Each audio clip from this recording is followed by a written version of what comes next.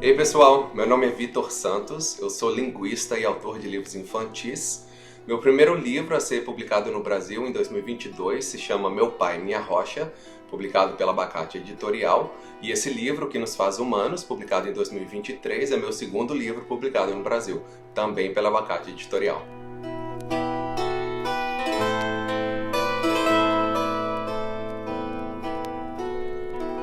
Com esse livro, Que Nos Faz Humanos, eu consegui juntar duas grandes paixões minhas, né? A paixão pelas línguas, eu estudei linguística, e a paixão pela literatura infantil, em escrever textos, né? De livros infantis.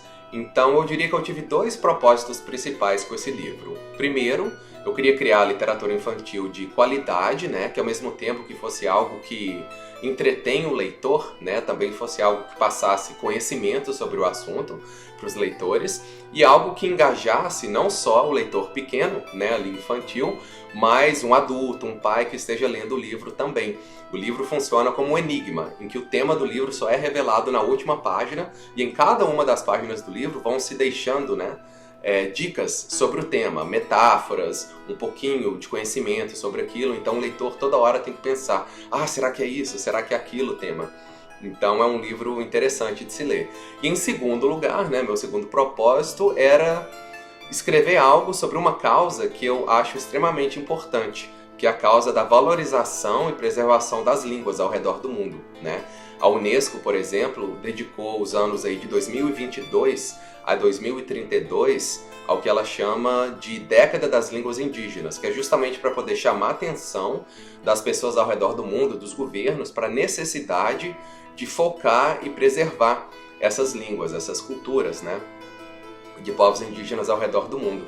Então eu acho que eu estou numa posição muito privilegiada, né? Por ser linguista e autor de livros infantis, eu pude unir esses dois assuntos e criar um livro que educa e entretém ao mesmo tempo.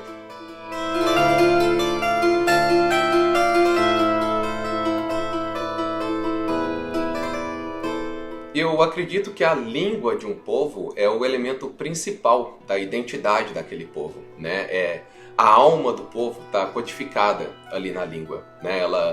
Ela representa todo ali o conhecimento cultural, geográfico, científico, né? Humanitário das pessoas que fazem parte daquele grupo. Tudo isso faz parte da língua, do jeito de usar a língua, das formas existentes na língua, a gramática da língua, as palavras, né? E isso não só para o grupo, mas para a pessoa, né? A língua de uma pessoa, ela está intrinsecamente ligada com a personalidade da pessoa. Então, por exemplo, eu moro nos Estados Unidos com a minha esposa e tenho 2 filhos, né? Minha esposa é ucraniana e meus filhos nasceram aqui nos Estados Unidos, mas desde que eles eram bebezinhos, a gente só conversa com eles nas nossas línguas. Então eu, no meu caso, sempre conversei com meu filho e com minha filha apenas em português. Nunca falei com eles em uma outra língua. Por quê? Porque a minha língua é nativa, né? A língua que minha mãe passou para mim, que meus avós passaram para minha mãe, né? Então tem toda aquela relação de afeto com a língua, e é o jeito que eu consigo me expressar melhor com os meus filhos, né? Então foi uma decisão que eu tive. Do mesmo modo para um povo, para uma cultura, né? Se eles perdem aquela língua, eles perdem uma parte muito importante de si. E eu acho que também a humanidade perde, né? Todo aquele conhecimento que está embutido ali naquela língua. O povo que perde a língua, eles ficam sem norte, né? Aquela cultura vai se acabando. E a humanidade fica menos colorida, né? Se a gente pensa, por exemplo, em extinção de espécies animais, né? A partir do momento que partiu, que foi embora, a gente não sabe o que poderia ter vindo daí, né? Conhecimentos científicos, descobertas de novas vacinas, né? Se a gente pensa, por exemplo, nos povos indígenas da Amazônia, o tanto de conhecimento que eles têm, botânico, que está ali embutido na língua, né? As categorias que eles usam. A gente entra numa floresta, a gente vê árvore, só tem árvore. Para eles não, são nomes diferentes para cada tipo de árvore que está ali na língua, cada uma com uma função específica, né? Que pode ajudar. Então é importante, é uma questão de respeito, valorizar e tentar preservar essas línguas, né? Mas também isso aumenta a diversidade, né? Da nossa própria humanidade, do que nos faz humanos, né?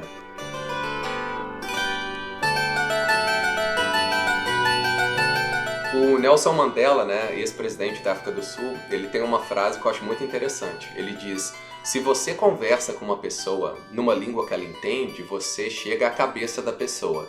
Quando você conversa com ela na língua materna dela, você atinge o coração daquela pessoa, né? Então a gente tem esse afeto muito grande com a nossa língua nativa, né? E eu sempre gostei muito de viajar, eu sempre gostei de aprender sobre culturas diferentes, conhecer pessoas de culturas diferentes. E se você não fala a língua daquela cultura, você tem um certo limite para o tanto que você pode entender aquele povo, aquela cultura, né? A língua, ela te permite cruzar, né, aquela fronteira que você talvez não conseguisse sem ter ali conhecimento da língua. Então, desde pequeno, eu sempre gostei de aprender línguas diferentes justamente para poder ter essa exposição a outras culturas e tal. E à medida que eu comecei a estudar outras línguas, eu vi o tanto que elas variam, né? Eu comecei a ficar muito interessado nisso. Eu comecei a estudar, por exemplo, alemão e vi que alemão tinha coisas que o português não tinha, né? E eu falei, gente, é uma diversidade muito rica, né? Eu estudei um pouco de línguas indígenas também no Brasil, me formei pela UFMG. E, nossa, é muito fantástico. As línguas indígenas, elas têm uma complexidade, né? Que é o contrário do que as pessoas acham. Elas acham que línguas indígenas são simples, né? Língua de índio, dizem pejorativamente. Mas, na verdade, línguas indígenas, elas têm uma complexidade muito fantástica, né? São bem mais difíceis de aprender do que muitas línguas europeias. Então, eu tomei essa paixão pelas línguas e quis fazer uma carreira daquilo, né? E eu, por interesse próprio em aprender, exercitar o cérebro, mas também como uma porta para descobrir outras culturas e poder, ao estudar várias línguas, estudar sobre a linguística em si, ajudar a contribuir, para essa riqueza, né, de conhecimento da nossa humanidade, ajudar outras pessoas a aprenderem línguas, né, documentar línguas aí que precisam de documentação, que às vezes não tem um sistema de escrita. Então acho que eu achei um nicho ali que me deixou bastante feliz.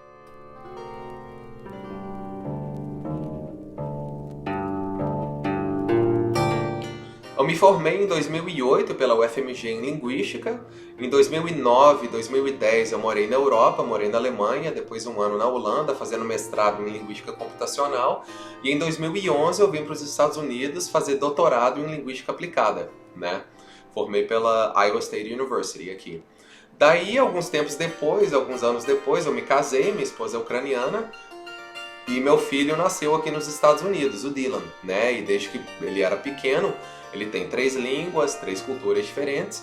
E em 2019 eu quis escrever um livro para ele, onde ele era o personagem principal. E esse personagem principal falava várias línguas, tinha várias culturas, né? Era um jeito de eu dar um presente para ele, literário, onde ele se visse ali e entendesse que ele ter mais do que uma língua, mais do que uma cultura, é uma coisa da qual ele deveria se orgulhar, né?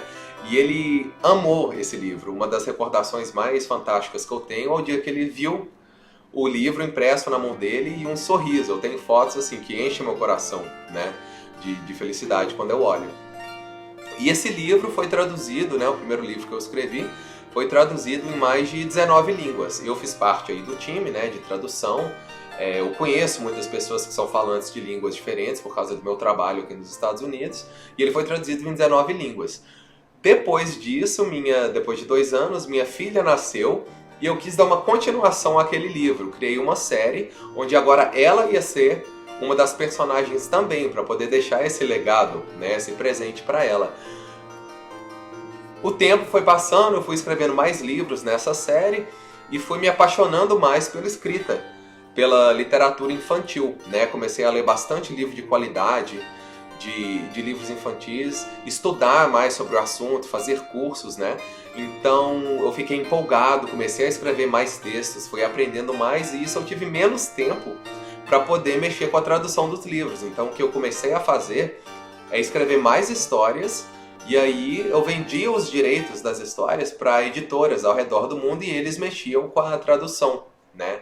Mas foi mais ou menos aí que começou essa paixão de unir as línguas, né, em colocar os meus livros disponíveis em um número grande de línguas possíveis, com a escritura para crianças, né? Que é uma coisa que eu sempre amei. Tudo começou com os meus filhos, né? Que unem essas duas coisas.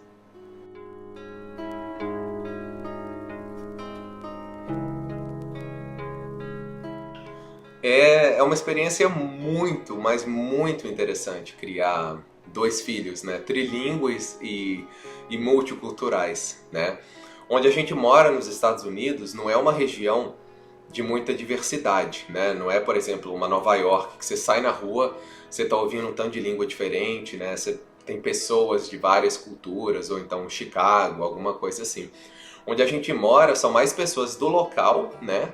E é difícil você encontrar pessoas que falam português, né?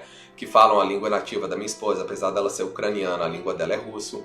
É difícil encontrar pessoas aqui. Então, como a gente teve essa decisão, né, de criar nossos filhos falando mais de uma língua desde que eles nasceram, 3 línguas, a gente precisa correr atrás das oportunidades, né? Porque o quanto eles vão falar das nossas línguas, né, é diretamente proporcional à exposição que eles têm às línguas. E como essa exposição não pode vir muito de outras pessoas ao redor, por causa de onde a gente mora, fica muita coisa em cima da gente, né? Então a gente tem que procurar desenhos aqui nos Estados Unidos, em russo, em português, né? Ver Netflix, Apple Plus, né?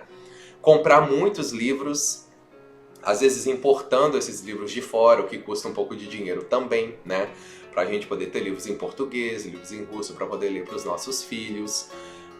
Quando minha mãe visita, por exemplo, eu peço para ela trazer um número enorme de livros do Brasil, para poder durar aí por um ano. Viajar, a gente tenta levar as crianças, né, para os nossos países na medida do possível, para eles terem exposição não só à língua, mas à cultura também, né, para eles aprenderem o que é o jeitinho brasileiro, né, terem orgulho do nosso país. Mas eu tenho um amigo que chama Adam Beck, ele é bem conhecido na área de criação de bilinguismo, né? E ele fala que ele criou os filhos falando inglês e japonês. Ele é americano, mas mora no Japão há muito tempo. E ele falou que criar os filhos bilíngues é uma das melhores coisas que aconteceu com ele, porque como elas têm pouca exposição a inglês no Japão, ele teve que passar muito mais tempo com elas, porque todo esse input, né, de inglês para ele vinha dele para as crianças. Então ele que tinha que estar ali passando a língua. E a mesma coisa que eu faço com os meus filhos, eu passo muito tempo com eles, né, para poder falar em português, poder ler livro com eles em português. Então isso significa que a gente passa mais tempo juntos e eu os conheço talvez um pouco melhor do que se eu falasse, digamos, com eles em inglês, né, eles ficassem ali no iPad, vendo televisão.